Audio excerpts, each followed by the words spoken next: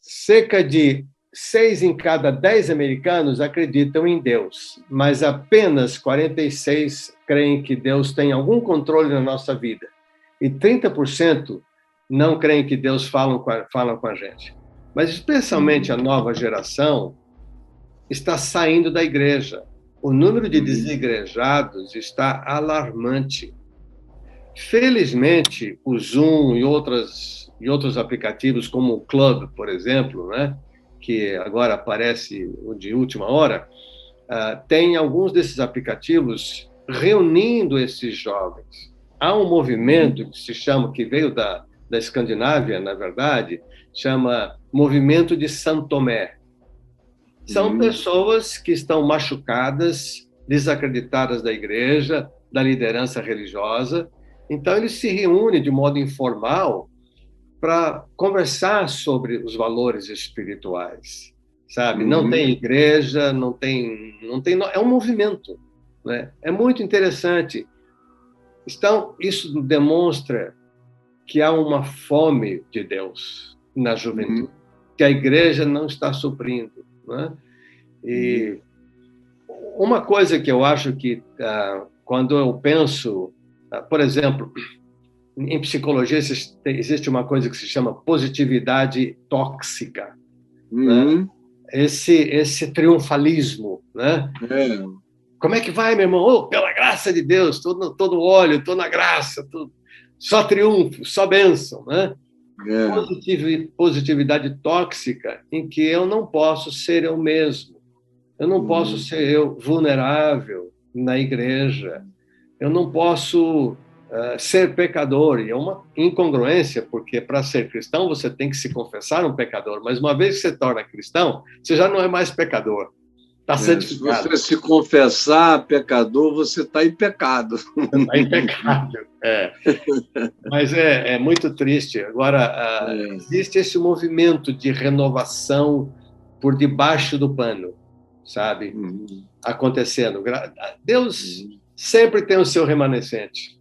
Porque, de fato, o que você mencionou aí nos últimos 2 minutos como sendo igreja, mas a igreja não, os desigrejados só são desigrejados do ponto de vista desse modelão que você descreveu, aludindo a ele como igreja, e que de igreja não tem mais absolutamente nada, é só um eco, é só uma arquitetura institucional. A igreja está, ironicamente falando, aonde essa outra igreja anterior não está, que é justamente essa igreja que apelida esses outros de desigrejados, e que são os que constituem o verdadeiro espírito, o verdadeiro clamor, o evangelho, a verdadeira busca ou a verdadeira prática do evangelho acontecendo no mundo. A coisa que mais me deixou feliz com o evangelho na Terra no último ano foi a notícia do que está acontecendo lá no Irã, com aquela transferência de consciência em código, em silêncio, por causa do perigo da morte, de não poder confessar. É como se dizia na patrística de que é o sangue dos mártires que é a semente do evangelho. Então, é aonde essa opressão e essa supressão se tornam absolutos, paradoxalmente, o lugar onde o evangelho mais se expande e aonde qualquer que seja o favorecimento constantiniano que se traga, mais se unge supostamente a igreja com a unção do que corrompe.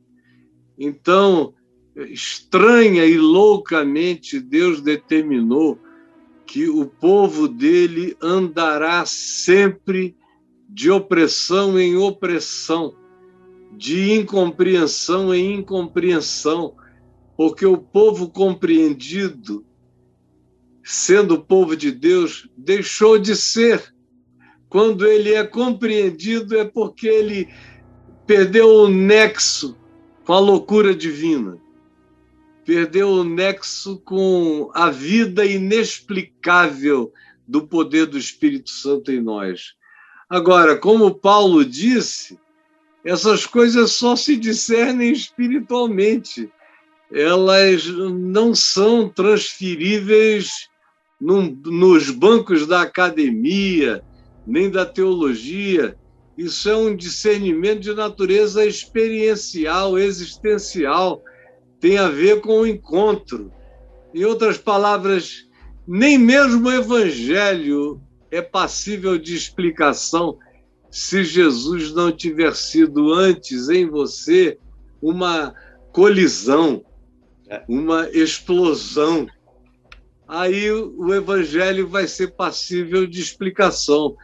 Mas se você não tiver tido a colisão salvadora com Jesus, nem o ensino do Evangelho vai ser praticável com o sentido daquilo que ele promete como resultado, né?